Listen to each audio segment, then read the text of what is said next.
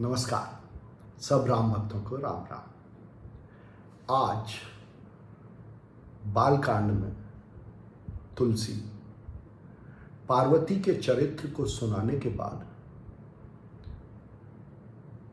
सती के वियोग में शंभु इधर उधर घूम रहे हैं, शंभु चरित्र सुनाना आरंभ करती हैं।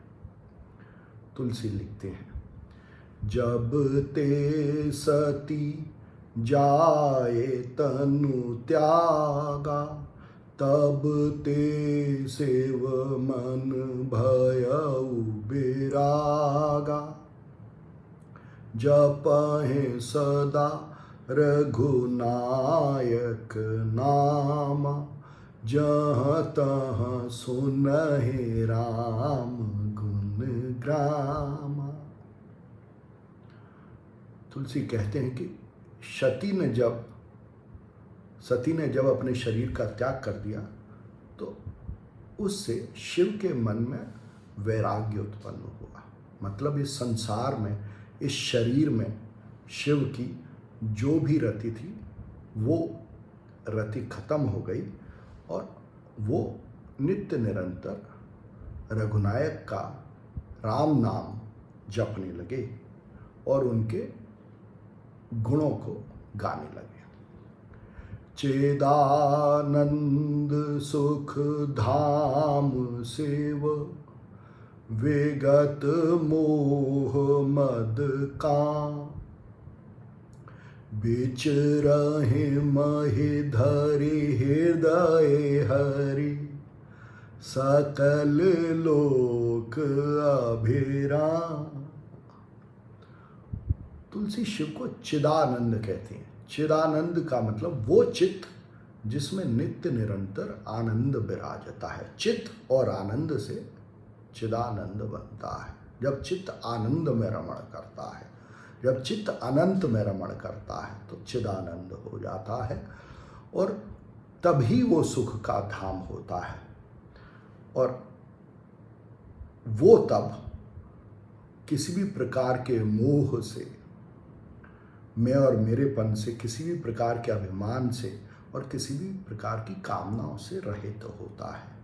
और तब वो चित्त, वो शिव का चित्त इस पृथ्वी पर ऐसे रमण करता है जैसे कि हर जगह हरि, ईश्वर, राम ही विराजमान है। राम ही उनके चित्त में विराज रहा है और राम ही इस विश्व में विराज रहा है।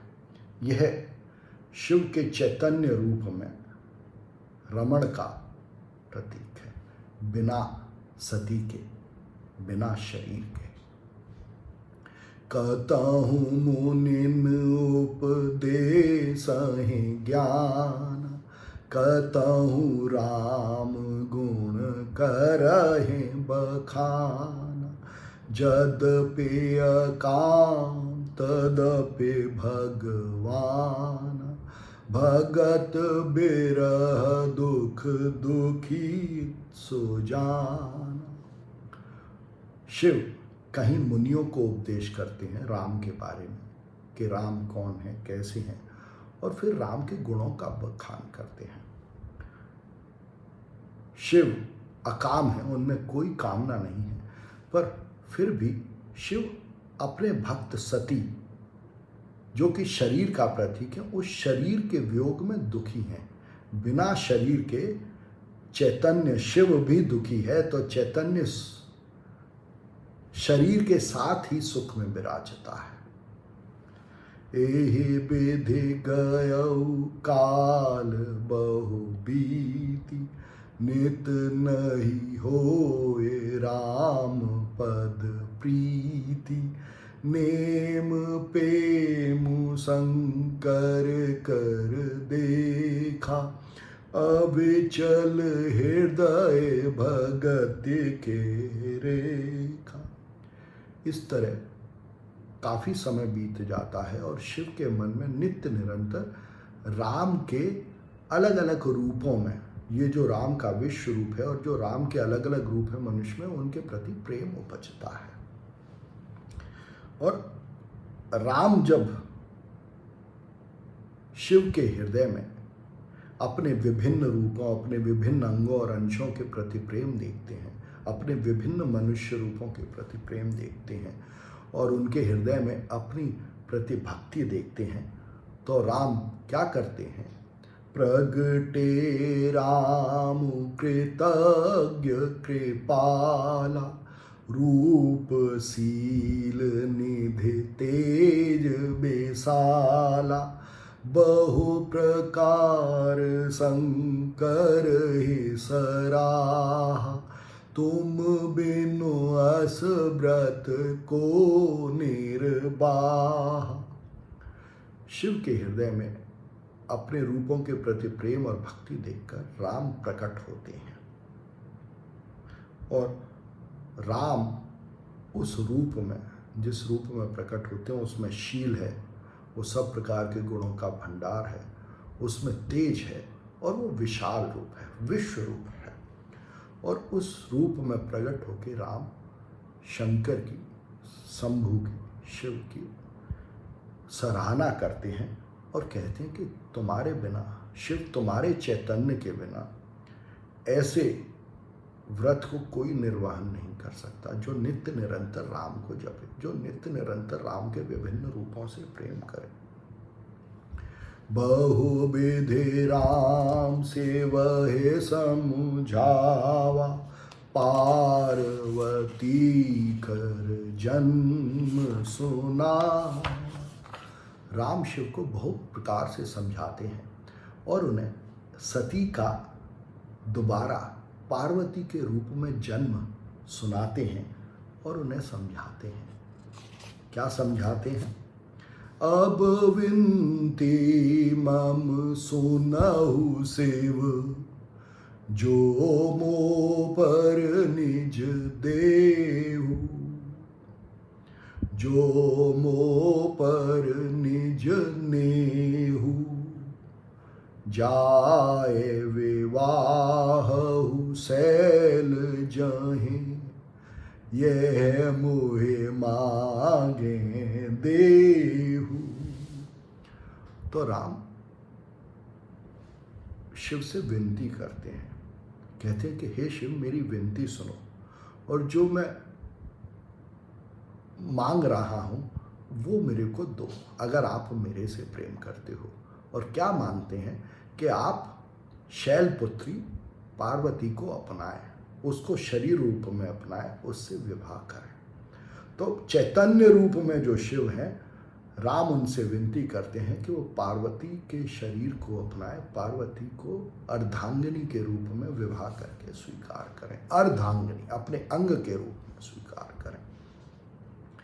कह शिव जदपि उचित अस नाही, नाथ बचन पुनि मैटे न जाहि, तुम सब भांति परम हितकारी, आज्ञा सिर पर नाथ तुम्हारी। शिव राम से कहते हैं कि यद्यपि है उचित नहीं है, क्योंकि सती ने ही तो पार्वती के रूप में जन्म लिया है, तो इसलिए पार्वती को पत्नी के रूप में, अपने शरीर के रूप में अंगीकार करना उचित नहीं है। पर फिर भी क्योंकि आप यह कह रहे हैं और आप मेरे स्वामी हैं, राम को कहते हैं आप मेरे स्वामी हैं, तो मैं आपकी बात को टाल नहीं सकता और आप सब प्रकार से मेरा हित करने वाले हैं और इसलिए जो भी आपकी आज्ञा है वो मेरे को शिरोधार्य है, वो मैं उसको पूरी करूँगा। प्रभु तो शिव सोनि शंकर बचना, भक्ति विवेक धर्म जुत रचना, कह प्रभु हर तुम्हार पन रहेउ, अब और राखेउ जो हम कहेउ। राम को शिव की बात सुन के बहुत संतोष होता है और उनकी वह बात सुन के जिसमें भक्ति भी है, जिसमें विवेक रूपी ज्ञान भी है, जिसमें धर्म भी है उनकी बातों में, वो सुन के बहुत संतोष होता है। और फिर राम शिव से कहते हैं कि हर, और उनको हर रूप में संबोधित करते हैं कि तुम्हारा जो प्रण था कि सती के साथ तुम शादी नहीं करोगे, वो प्रण का तुमने पालन किया। अब तुम पार्वती से विवाह करके उनको अपने शरीर रूप में स्वीकार करके जो मैं कह रहा हूं वो करो। अंतर्धान भयेयस भाषी शंकर सोई मूरते और राखी। इस प्रकार राम शिव को समझा के अंतर ध्यान हो जाते हैं, मतलब अंतर में विराजते हैं। जो विश्व रूप में ईश्वर प्रकट है वो फिर शिव के अंतर में विराजने लगता है और शंकर राम की उस मूरत को अपने हृदय में धारण कर लेते हैं। जो उनके हृदय में विराज रहा है उसकी वही मूरत है जो विश्व रूप में दिखाई देती है। तो क्या हम भी शिव की तरह चिदानंद सुखधाम की तरह विचरण कर सकते हैं? इस शरीर में जो ममता है, इस शरीर में जो माया है, उसको छोड़ के करने जैसी चीज है। धन्यवाद।